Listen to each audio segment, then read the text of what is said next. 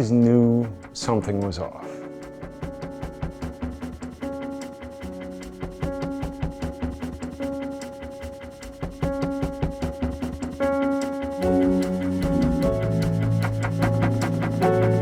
Depressive periods for me, it's like wearing a heavy, saturated wool coat. It's scratchy, it clings to you, it's terribly uncomfortable, it restricts your motion. Nothing you do can make it go away. It's just there, and it's overwhelming, but nobody sees it.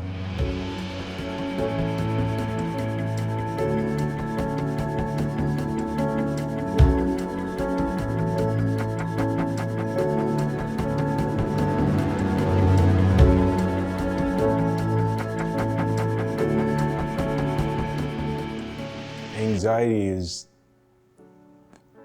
almost the exact opposite. There is the heaviness, but it's like there's too much noise, too much light, too much motion, too much taste or not enough taste, and it's the difference between the too much and the not enough when anxiety is running high is razor thin. Living with that cycle is exhausting.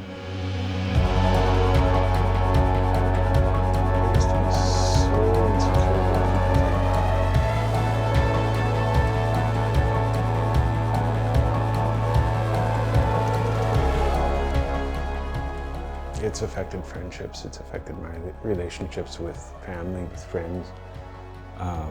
It's definitely made things hard at work, and in my hard times and my depressive spells, it makes work a challenge.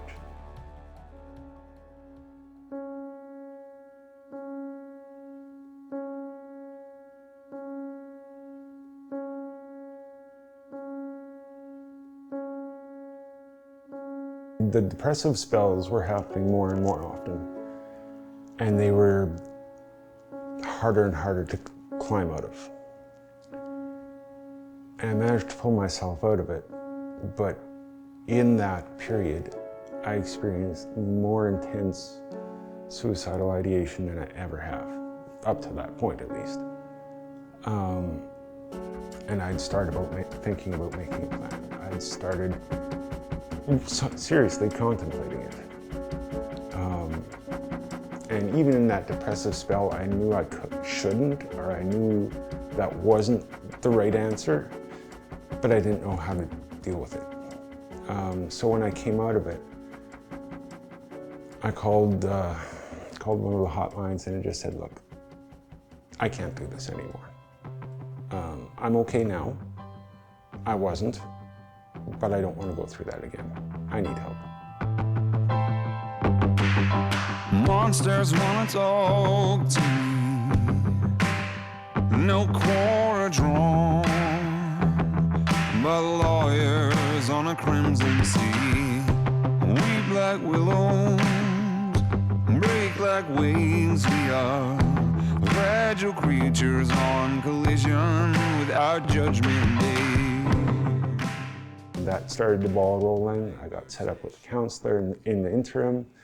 Went for weekly counseling sessions until I could get seen by a psychiatrist, get the diagnosis, and then moved into treatment. And it took a while to kind of feel things out, tweak the medication up and down, and get that stabilized. But I think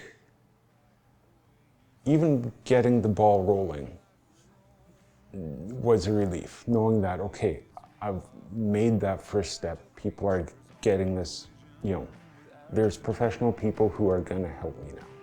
I don't have to deal with this inside alone.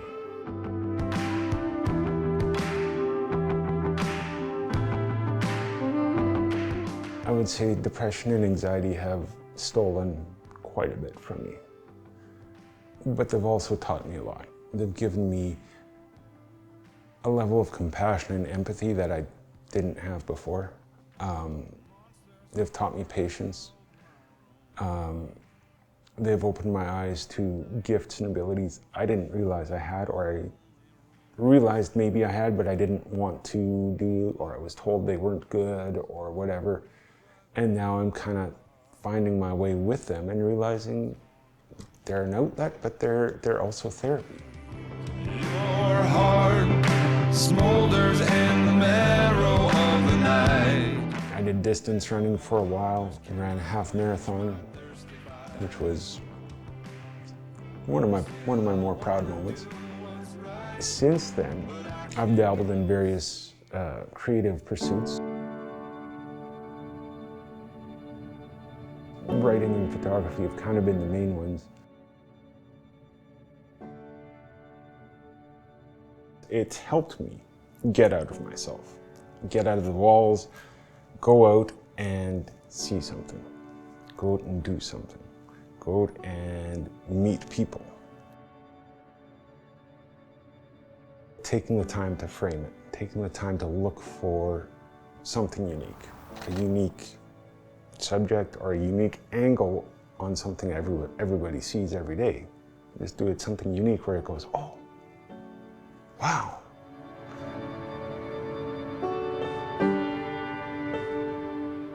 I could buy better lenses, which it would help to a degree, but there are still certain limitations that the camera just cannot do. And I realize that. But with myself, I can go, I can't do that. And I can either stop there and go, I can't do that. Or I can go, no, I don't know how to do that, but I want to know how. So then I have to take the time to learn. My limits are not as defined as I think they are. But it's the mentality of overcoming that instead of just going, I can't do that, and stopping.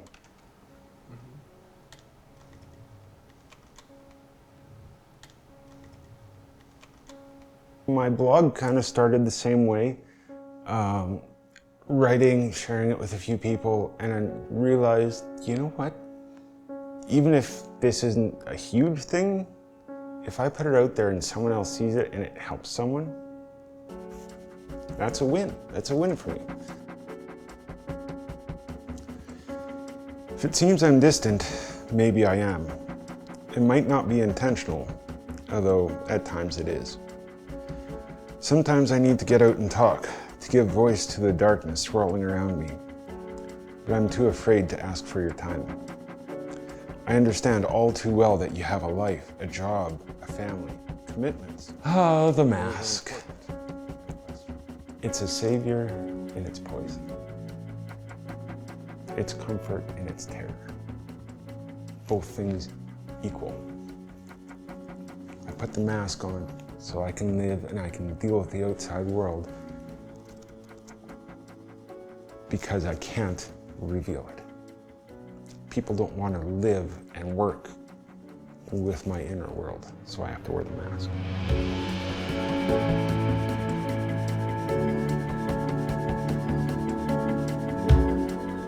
The very energy of keeping up that persona, the very energy of living and presenting something that I'm not,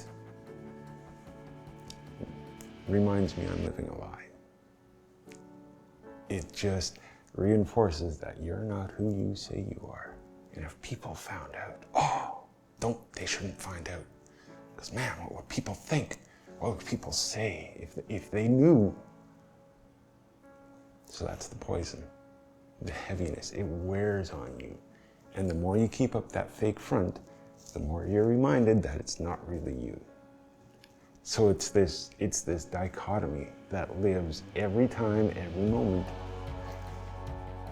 The mask goes up, I put on a smile and I go engage the customer, and in the back of my mind, I might be like, I just want to die. I just want to die. I broke a shoelace this morning and that started the whole day, and then because I broke my shoelace, I want to die. But sometimes that's all it takes. To spin you the wrong way, get your mind going the wrong way. So there again, you're living with this almost constant monologue of very disturbing thoughts. But outward, You're smiling, cracking a joke, you're saying, hey, look, it's a beautiful day. And inside, you just want to die. And that's reality with a mask.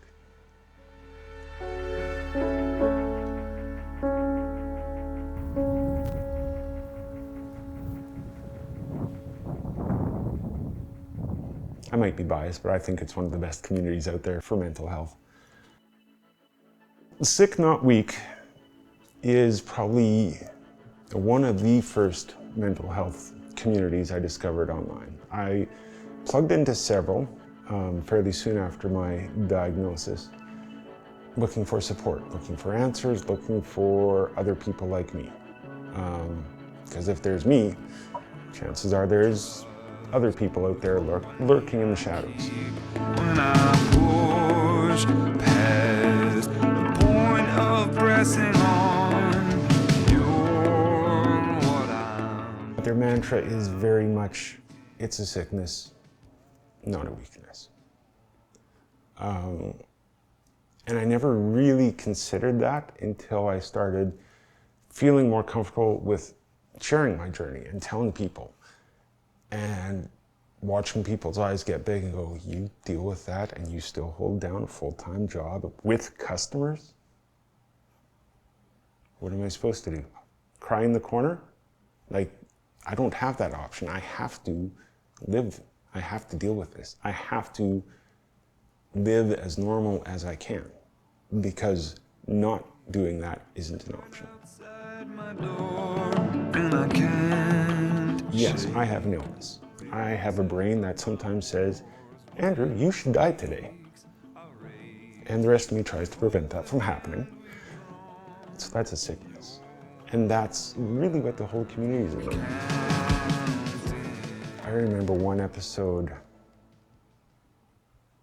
3 years ago or so. Bad day after about a week of bad days. I'd had enough. And pulled out the phone, and it was exactly that. Hit the hashtag, help, not doing good. Within 10 minutes, I actually couldn't keep up with replying to everybody because there were that many people checking in, asking, are you okay? What's up? Talk to me. Are you okay? Are you safe? Andrew, I don't have time to talk, just know I'm thinking about you. And when people are contacting you that fast that you can't actually comment, okay, send, oh, another one, comment, send, and you can't keep up, that's a pretty good community.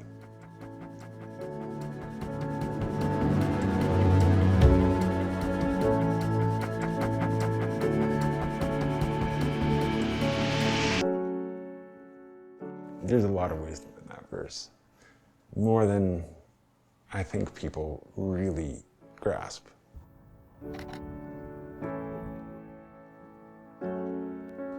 I've been a believer for a couple of decades, but I always struggle. Because if I struggle with the people that I have the best relationships with, and I can talk to them, I can interact with them, they can hug me, we can, send funny memes back and forth over the phone or whatever. You can interact, you have that. And then I'm trying to build this relationship with a God that I often find silent in ways that I wish I understood. And the dialogue isn't the dialogue I expect. And so these doubts are always right there at the surface. But yet I can't explain, in spite of all those doubts, in spite of everything that I've lived through, and I can look at and go, why? Why do you still believe? And I can't answer that. Looking at those events and looking at my life, that means there's only two possible outcomes. I am one lucky son of a gun, or there's something outside of me, outside of what we see and do, that wants me here. Well, given my track record with lottery tickets, I know the first one is not true. So that leads me to say, well, that's the only other option. There's someone looking out for me. Jesus Christ laid death in his grave.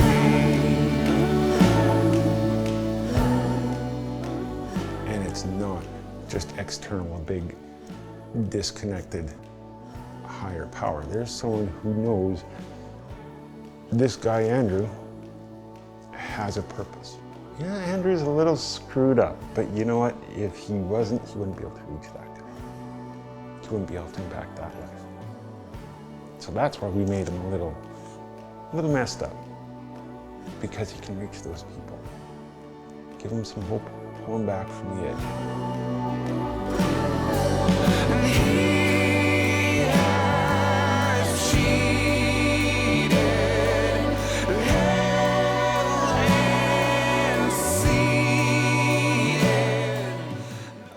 Things will get better. They might get worse again. I can't answer that. But they will get better.